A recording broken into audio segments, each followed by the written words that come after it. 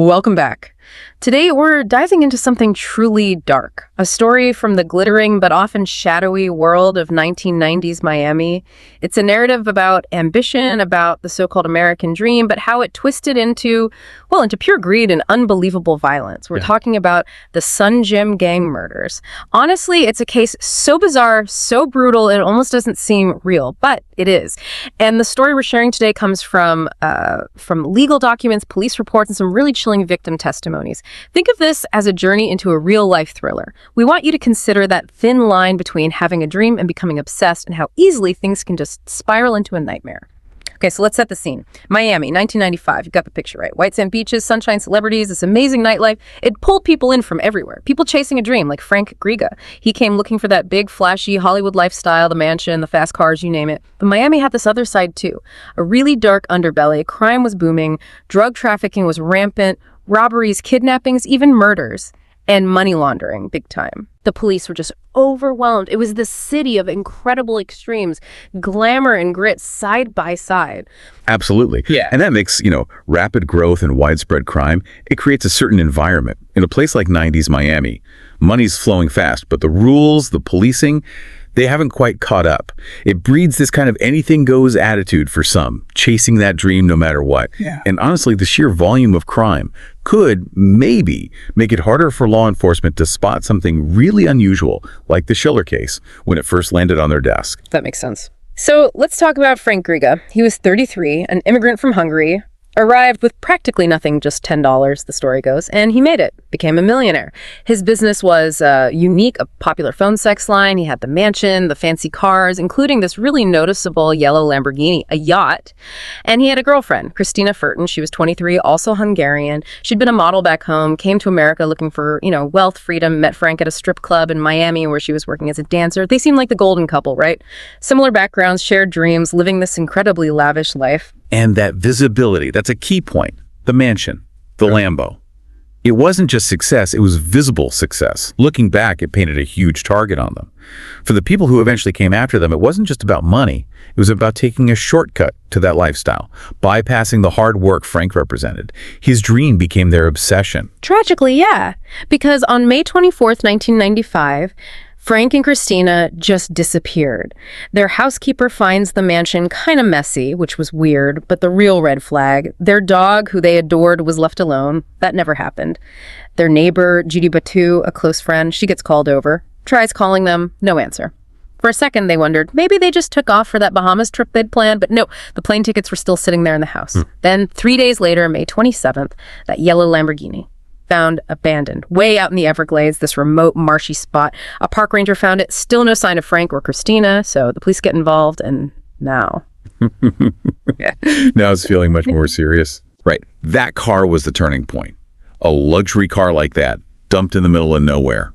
That screams foul play. Yeah. It instantly shifted the investigation from, maybe they just left town, to something much, much darker. Police concern went way up. And Judy Batu, the neighbor, her testimony turned out to be incredibly important. She remembered something chilling. The night before they vanished, around 10 p.m., she saw Frank and Christina leaving their house. They were getting into a different car, a bronze Mercedes-Benz with two men she didn't know. Strangers, muscular guys, dark-skinned. Judy overheard them saying they were going to a restaurant, a business dinner. She even remembered what Christina was wearing. And she described one of the men really clearly heavily built, like a bodybuilder, long, dark, curly hair, a distinctive face. That detail would become vital. Absolutely vital. Eyewitness accounts like that with such specific details, the car, the physical description, they're gold dust for investigators. Even if the police don't immediately grasp the significance, that kind of precise information, it sticks. It provides concrete leads later when other pieces start to fall into place. Okay, now here's where it gets even stranger. Months before Frank and Christina disappeared, there was another case. Seemingly unrelated, but eerily similar. A private investigator, Ed Dubois, he'd reported a major kidnapping and robbery to the same police unit, his client, a businessman named Mark Schiller. And Schiller's story was, it was wild. He claimed that back in November 94, he'd been kidnapped, brutally tortured, and robbed of $2 million. And who did he say did it? A gang of bodybuilders. But the police chief at the time, he dismissed it. thought Schiller was making it up, or maybe it was just some dispute between criminals. Schiller himself wasn't exactly clean, involved in shady stuff like money laundering, so they didn't see him as credible. The story just sounded too crazy. And that's a real problem, isn't it? The credibility issue. Law enforcement often has to prioritize based on patterns, on who they think is a reliable witness. Schiller's own activities, unfortunately, worked against him. His terrifying story got brushed off as just, underworld drama. It really shows the danger of dismissing something just because it sounds too wild. Sometimes the wildest stories are the true ones. And Schiller's ordeal was genuinely horrific. After they took his money, the gang apparently tried to kill him. Multiple times. First, they tried to stage a car crash, got him drunk, put him in a car, crashed it. But somehow he survived the impact. So then they set the car on fire, with him still in it. Unbelievably, the heat woke him up and he managed to roll out just before the car was engulfed in flames, still not dead. So the kidnappers then drove their own car over his body. Twice. They thought that had finished him. But it only knocked him unconscious. Someone found him, a good Samaritan, rushed him to the hospital. He ended up in a coma, but eventually recovered. And even then, get this, the gang tried again. They showed up at the hospital disguised as staff to finish the job. Schiller somehow sensed the danger and managed to escape to a safe house. It's just unbelievable survival. The sheer brutality is staggering. And persistence, from a staged crash to fire to running him over, it shows a terrifying level of determination. But then you have Schiller's will to live, escaping multiple murder attempts. It's just the absolute extremes of human behavior right there. Yeah. Depravity versus incredible resilience. So back to Frank and Christina. When Judy Batu described those bodybuilders she saw, it clicked for someone at the police department. It sounded like Schiller's dismissed story. Suddenly, that too wild case file, it gets reopened. And now we meet the key players. Daniel Lugo. He's the charismatic leader, the mastermind, 30 years old, a bodybuilder, manager of this place called the Sun Gym. He wasn't exactly clean either, had a prior conviction for fraud, about $70,000. But the gym owner, Jean Mary, hired him anyway, hoping Lugo could turn the failing gym around. Lugo then recruits Adrian Doorbal, another bodybuilder, a trainer at the gym, originally from Grenada. Apparently, Doorbal really looked up to Lugo, idol. It's almost a textbook setup for something like this. You have Lugo, the manipulative leader figure. Then Doorbal and Delgado, maybe looking for quick money, maybe impressed by Lugo's confidence. That combination, the charisma meeting that desire for an easy way out, it creates a really dangerous dynamic. People get swept up, maybe ignore the warning signs because they want to believe in the shortcut Lugo's selling them. Morality just goes out the window. And the connections just kept piling up. Lugo's girlfriend, Sabrina, she worked at the same strip club where Christina Furton danced. Lugo had told Sabrina some crazy story about being a secret government agent. And remember, Frank Grita's ex-girlfriend, Beatrice, she also worked at that club. Turns out, she was the one who introduced Frank to Adrian Doorbal. She thought it was a genuine business thing, had no idea what she was setting up. So when the police showed Judy Batu photos of Lugo and Doorbal, she pointed them out. Yes, she said, those are the men, unequivocally. And with Delgado's car matching the description, the link between the missing couple and Schiller's old case was suddenly undeniable, terrifyingly clear. It's like pulling a thread, isn't it? One confirmed detail, Judy's ID, and the whole tangled mess starts to unravel. All those seemingly random connections, the strip club, the ex-girlfriend, the car, they suddenly form a clear picture. It shows just how crucial that detailed investigative work is, connecting those dots. Right. So the gang had blown through Schiller's $2 million parties, cars, just living it up. Now they were broke again, desperate. Their next target, Frank Griga. They used Beatrice, Frank's ex, to get an introduction. Doorbal meets Frank. They set up that fake business dinner for May 24th, the restaurant they chose. It was already closed when they got there, just as they'd planned. So Lugo and Doorbal suggest, hey, let's go back to Adrian's apartment, continue the discussion there.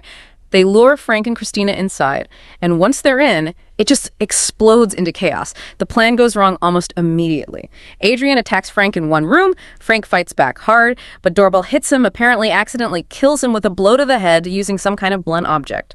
At the same time, in the living room, Lugo attacks Christina. He injects her with a horse tranquilizer. The idea was just to knock her out so she'd sign over assets.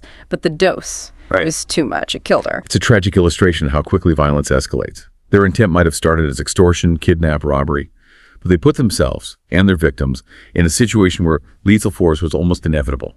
The accidental nature of the deaths doesn't really lessen the horror. It was a direct, foreseeable consequence of their violent plan. Once you cross that line, things spiral unpredictably, often with fatal results. So now they have two bodies. The plan shifts entirely to cover up. disposal. They put Frank's body in a bathtub trying to drain the blood. That's chillingly Methodical. And Lugo brings in someone else, John Raimondo. Get this, Raimondo was a Florida State prison guard and a former client at Sun Gym.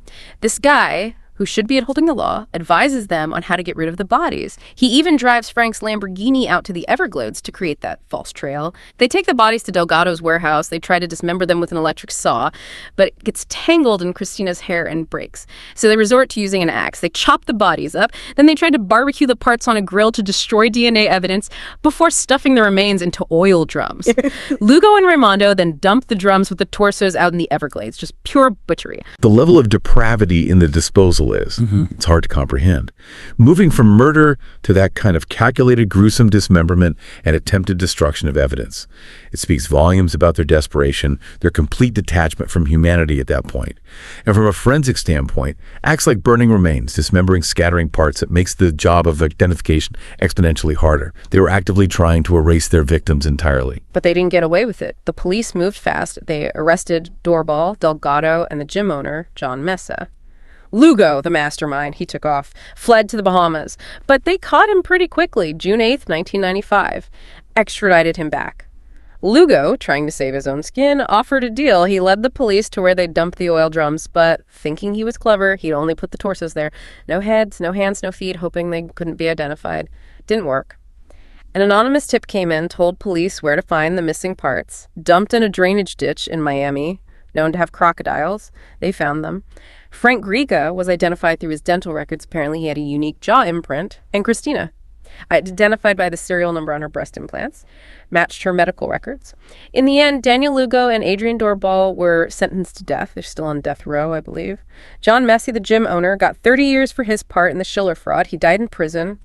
Jorge Delgado, the one who owned the Mercedes, he cooperated, testified about the Schiller kidnapping, got 15 years, but was released after just 7. John Raimondo, the prison guard who helped dispose of the bodies, got 8 years for being an accessory. And Mark Schiller, the original victim who survived everything, he ended up facing charges for his own financial crimes later on, served about 46 months in prison, paid a big fine, just layers upon layers to this story. It really shows the complexity of the justice system dealing with a conspiracy like this. You have the main perpetrators getting the ultimate penalty, then varying sentences based on cooperation, role, culpability. And the fact that Schiller, the victim of horrific crimes, also faced consequences for his own actions. It's a stark reminder that people are rarely just one thing. The lines can be incredibly blurred. Absolutely. And a story this bizarre, this dark, well, Hollywood noticed. It became a major movie, Pain and Gain. Michael Bay directed it, big stars like The Rock and Mark Wahlberg. But the movie caused a lot of controversy. It was popular, sure, but the families of Frank Griga and Christina Furton were furious. They felt the film just trivialized what happened, made light of their suffering, changed facts, and almost seemed to glorify the killers, painting them as sort of bumbling anti-heroes instead of the cold-blooded murderers they were. There were lawsuits. Yeah, that's always the difficult balance with true crime adaptations, isn't it? Entertainment versus reality, creative license versus respect for the victims and their families. When you turn real-life tragedy, especially murder, into a movie, particularly one with comedic elements, it inevitably raises serious ethical questions about responsibility, accuracy, and the potential to re-traumatize those left behind. It's a tough line to walk. It really is. And looking back at the whole Sun Gym saga, it's just such a tragic, cautionary tale, isn't it, about that seductive pull of the American dream. But when it's chased through violence and delusion, Frank Griga worked hard for his dream, achieved it, and then had it all brutally ripped away by people who just wanted a shortcut. Their ambition wasn't about building something. It was just fueled by greed, by fantasy, and it led down this incredibly dark path, ending in murder. It really leaves you thinking, what is it in some people that makes them abandon everything, all morality, for that illusion of easy money? And how do we even process such extreme acts of human desire gone wrong? Well, that's our deep dive for today. If you found this story as disturbing and captivating as we did, please do remember to like, share, and subscribe to our channel, Horror Docs. Your support really helps us keep bringing these chilling true crime narratives to you. Thanks for listening. Join us next time for another story you won't soon forget.